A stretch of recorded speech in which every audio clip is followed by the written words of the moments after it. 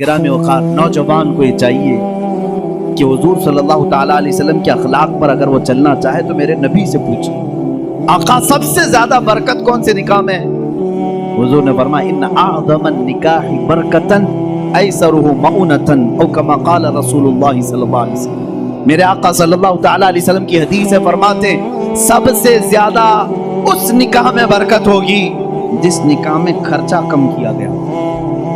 حضور پاک صلی اللہ علیہ وسلم نے فرمایا اب اس کا مطلب کنجوسی نہیں، بخالت نہیں، جس کی جتنی حیثیت ہے اس اعتبار سے کرے، اپنی حیثیت سے زیادہ ٹانگ بھی نہ پھیلائے، اور اللہ تعالیٰ نے نعمتیں دی ہے تو بخالت بھی نہ کرے، غربا اور مساکین کو خوب کھلائے۔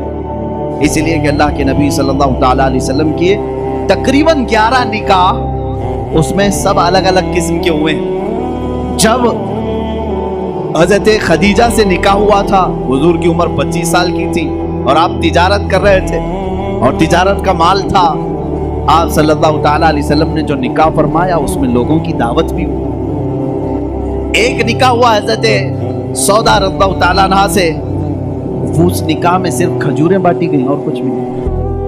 پھر حضور صلی اللہ تعالیٰ علیہ وسلم نے حضرت زینب سے نکاح کیا، حضرت میمونہ سے نکاح کیا، اس میں تو بکرا ذبح کر کے ولیمہ کیا حضور پاک، اور اتنی بڑی دعوت کسی اور میں نہیں۔ کیوں؟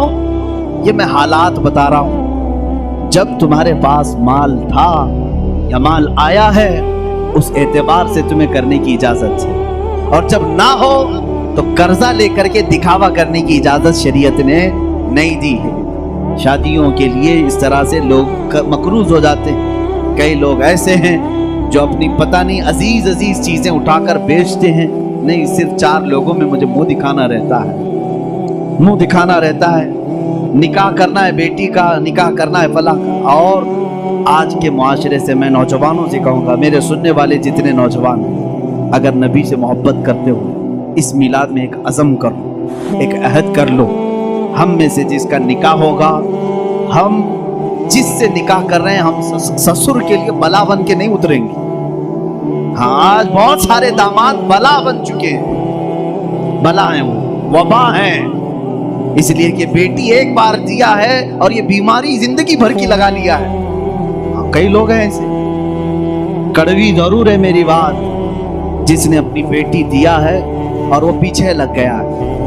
کل ہی ایک خاتون میرے پاس آئی، شادی ہو کر کے اس کے 9 سال ہوئے، بچے بھی ہیں، وہ روتی ہوئی آئی، کہہ رہی ہے کہ میری ماں، اس کی ماں بیوہ ہے، اس کے باپ کا انتقال ہو چکا تھا برسوں پہلے، اور برسوں پہلے میرے باپ کی جو پراپرٹی تھی خاندانی، وہ میری بیوہ ماں کو ملی ہے، وہ کچھ لاکھ روپے آ گئے ہیں، اور جیسے ہی میرے گھر میں معلوم ہوا ہے، شوہر نے مجھے باہر نکال کے گھر بھیجا ہے، جا تیری اماں کو جو پراپرٹی میں ملا ہے اس میں سے 2 لاکھ مانگ کے لکھے۔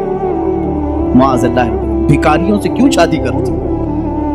اس طرح کے لوگ جو اپنی عورت پر اپنا محل سجانا چاہتے ہیں، ان کی حیثیت بہت ذلیل ہے، بہت ذلیل۔ میں آپ کو بتاؤں، تم برباد ہونا چاہتے ہو، جس کی خواہش ہے وہ مجھ سے پوچھ لے، میں بتا دوں۔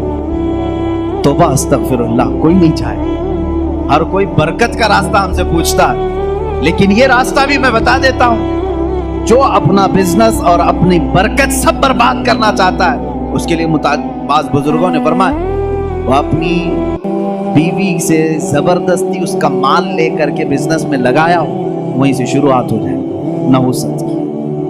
اس کے دل کو توڑ کر جو مال لے جا کر کے لگاؤ گے تو پھر وہاں سے ہاں بخوشی دینا اور بات ہے، پسندیدگی کے ساتھ دینا اور بات ہے۔ بہت سارے لوگ شادیوں کے بعد اپنی بیویوں پر دباؤ ڈال کر کے ان کا سارا زیور اٹھا کر لے جا کر رکھ دیتے اور اس پر تجارت کرنے کی کوشش کرتے۔ کہاں کی برکت؟ کسی کا دل رو رہا ہے اور تم اپنی دکان سجانے جا رہے ہو۔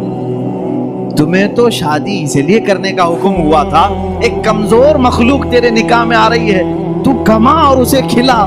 یہاں الٹا ہو گیا، اسی سے تو کمانا چاہ رہا ہے، یہ الٹا نہیں ہو گیا؟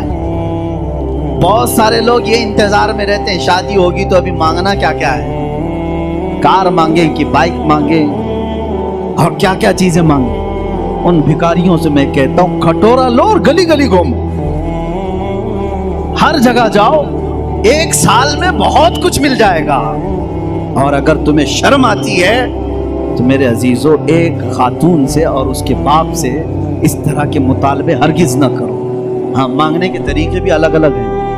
पहले खुलकर मांगते थे, बोलते थे ये चाहिए, लिस्ट आती थी, सारी लिस्ट आती है खातून के घर में, ससुराल में। लेकिन अभी कुछ नहीं, हमारी कुछ भी ख्वाहिश नहीं है, एक अच्छी शादी करके भेजो, अच्छी शादी करो।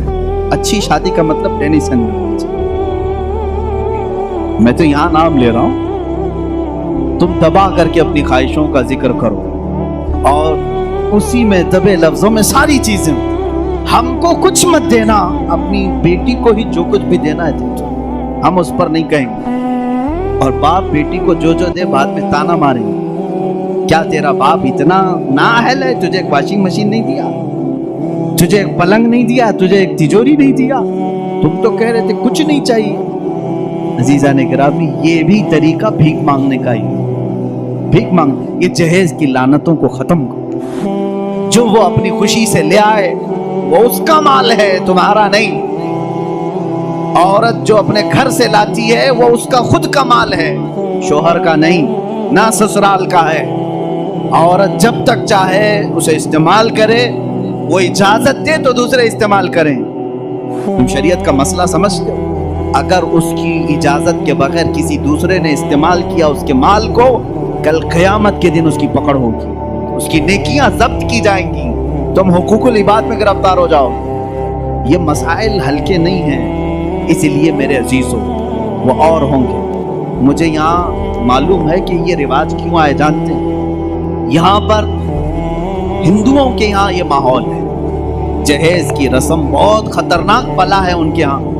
आज भी औरतें जलाई जाती हैं जहेज के नाम पर। बाज स्टेट ऐसे हैं आज वहाँ जहेज के नाम पर बहुत खतरनाक मामलात ससुराल वाले करते हैं। ये रस्म और रिवाज पहले से चली आई, जिसकी वजह से आप लोगों ने ये अडॉप्ट किया। वरना मैं कहता हूँ नौजवानों को अरब में जाओ, शादी करना मुश्किल हो जाए। हाँ, वहां पर तुम क्या मांगोगे? तुम्हें बाप एक बूटी कोड़ी भी नहीं देगा, लड़की का बाप कुछ नहीं देगा, बल्कि प्लस लड़की तुमसे मांगती है 1 लाख रुपए मेहर में रख, तब मैं शादी के लिए तैयार हूँ। वहां औरतें मांगती, सऊदी में तो आधा किलो पाव किलो सुन्ना मेहर में देना पड़ता। बेचारे कितने नौजवान ऐसे कमाते कमाते मेहर की रकम 40 साल के हो जाते।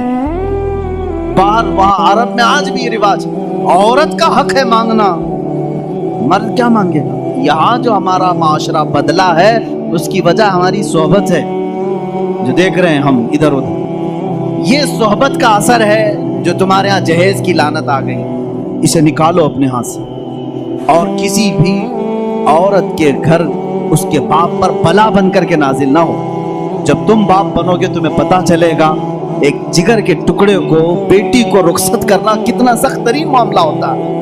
मेरे अजीजों,